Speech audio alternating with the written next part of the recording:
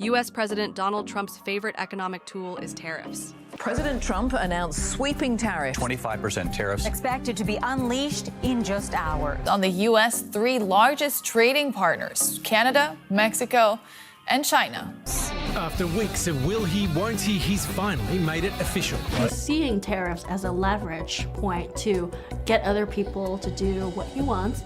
I think tariffs are the most beautiful word. I think they're beautiful. It's going to make us rich. I do like tariffs. Tariffs. Tremendous tariffs. Tariffs that are massive. So, what exactly is at play? Will the affected countries retaliate? And what does this mean for everyday Americans and businesses? Let's get into it, but first some basics about what are tariffs and how they work. Tariffs are government-imposed taxes on imported goods and services which increase the cost of imports. And that's the whole point, to make them less competitive compared to domestic products in a bid to help or protect local industries. Their use in the United States declined dramatically after World War II, and if heavy tariffs are enacted, it's not only companies who will see higher prices for raw materials, but consumers will as well. But how exactly tariffs are adjusted into consumer price? One business owner told CNBC News, "When we import the shoes into the United States, U.S. Customs and Border Control sends us an invoice and takes the money out of our account. Once the importer pays that tariff, it's part of our cost of goods, and it affects our selling price accordingly." And it lists the product we brought in and what the duty rate is. And in this particular group, we had 3 or 4 different products. Some were at 6% duty, some were at 12.5% duty, and the aggregate of all of this came to a total duty of $6,133.90. For the shipment, we were billed that amount, and U.S. Customs pulled that amount from our checking account at Chase Bank. This explanation makes it clear that tariffs are ultimately paid by the consumers, and in this case, the Americans. So, having said that, why Donald Trump is imposing them in the first place? Well, Trump has his own explanation. We're thinking in terms of 25% on Mexico and Canada because they're allowing vast numbers of people. Canada's a very bad abuser also. Vast numbers of people to come in and fentanyl to come in. White House press secretary echoed the same sentiment.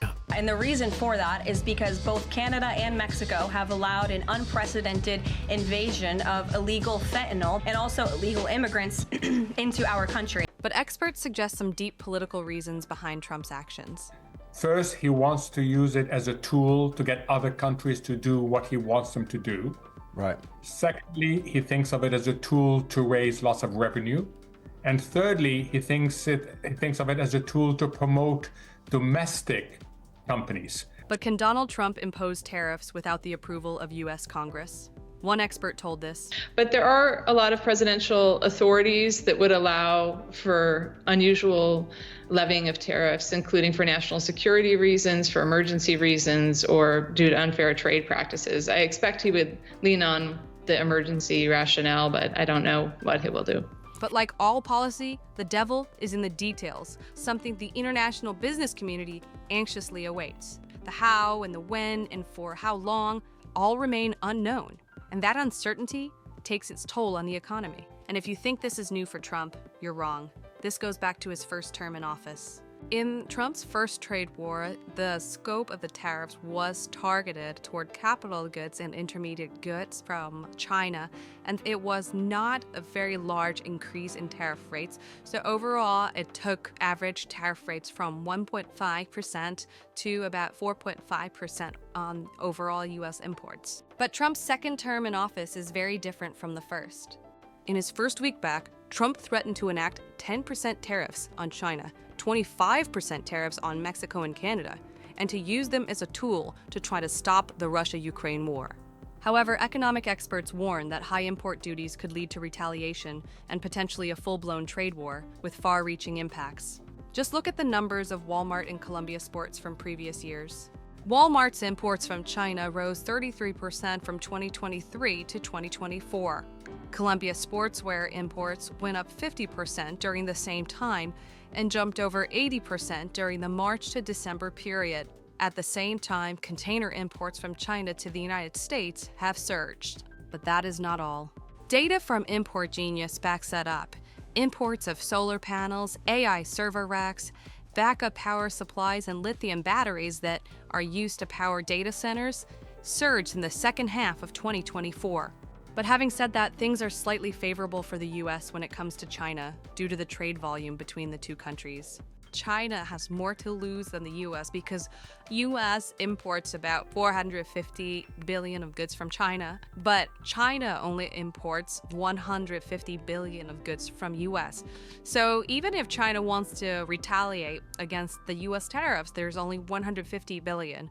But things change dramatically when it comes to neighboring Canada and Mexico. And we're already witnessing the signs of retaliation. Look at the numbers of US trade with Canada. In 2023, the United States imported roughly $475 billion worth of goods from Canada. Our top import from Canada is, far and away, crude oil.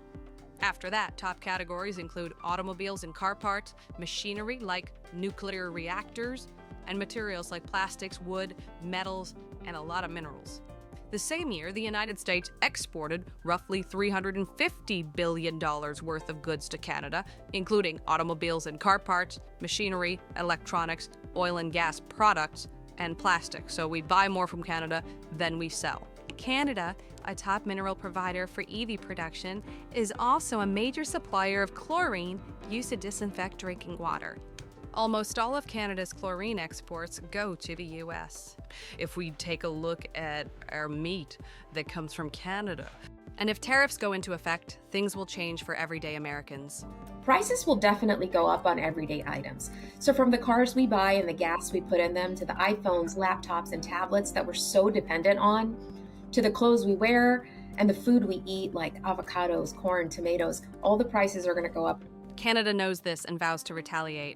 Canada will be responding with 25% tariffs against $155 billion worth of American goods. But Canada will impose tariffs in phases in an attempt to make a deal or save local businesses.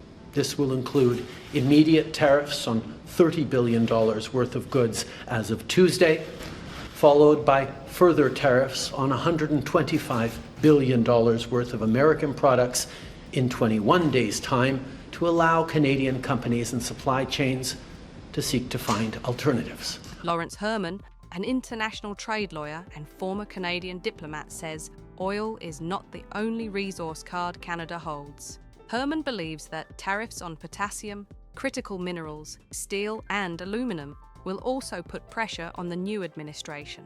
These are among the elements that United States industries rely on to integrate with Canadian producers. But what about Mexico? Well, the story isn't much different from that of Canada. First, some numbers of US-Mexico trade from the previous year.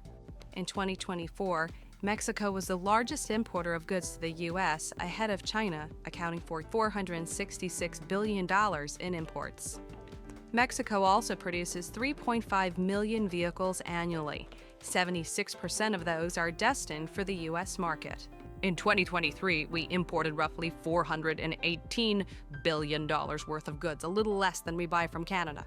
Top imports from Mexico include automobiles and their parts, computers, crude oil, and fruits and vegetables. About 63% of all of our vegetables come from Mexico. When we look at, fruit and nuts, about 50% comes from there. This is not something that's going to have a good effect for consumers anytime soon. Mexico is also the #1 supplier of medical supplies and devices for U.S. hospitals and doctors' offices. Now, in that same year, 2023, the United States exported roughly $320 billion worth of goods to Mexico, including electronic equipment, machinery, automobiles and parts, oil and gas products, and plastics, similar to Canada, and similarly, we sell Mexico less than we buy from them. So what will happen if Trump imposes 25% tariffs on Mexico? The impact will be twofold. For America, consumers can expect a price hike in items like avocados, berries, tequila, beer, cooking oils, and meat products. Lempert says consumers should also brace for higher prices at the pump. On the other hand, Mexico will also feel the pinch. 25% tariffs could reduce Mexico's GDP by 1.7% over the next 5 years, while increasing the country's inflation rate by 2.3%. Mexican President Claudia Sheinbaum said her country would hit back if tariffs were imposed. Siempre vamos a mantener el diálogo. es fundamental en la relación entre México y el gobierno de los Estados Unidos. Ya hay esta mesa de diálogo y tenemos plan A, plan B, plan C para lo que decida el gobierno de los Estados Unidos. The nation's economy minister said 25% tariffs on Mexican exports would impact U.S. companies operating in Mexico, particularly automakers, costing 400,000 jobs. When President Trump was asked about the retaliation and its impact on U.S. consumers, he said something very interesting. There could be some temporary short-term disruption, and people will understand that. But another point we must not forget that, on the face of it, tariffs are about tackling trade deficits, with the U.S. importing more goods than it's been exporting. The deficit with some of its key partners has been widening, though. In November 24, it operated at a deficit of $5 billion with Canada, $15.3 billion with Mexico, and a massive $24.9 billion with China. To put this trade deficit into context, here is some of the key data on US trade. In 2023, some $3.8 trillion worth of goods were imported into the United States.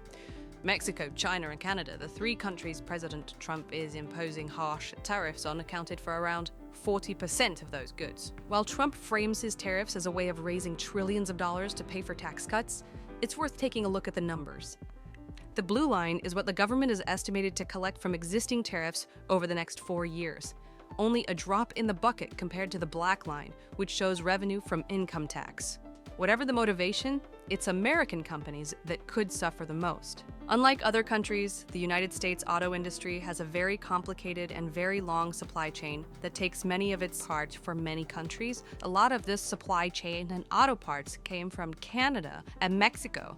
So imposing tariffs on Canada and Mexico basically effectively would be imposing tariffs on GM and Ford's production. Whether Trump knows it or not, the effects of this move will be far-reaching. What do you think? Let me know in the comments, and don't forget to subscribe.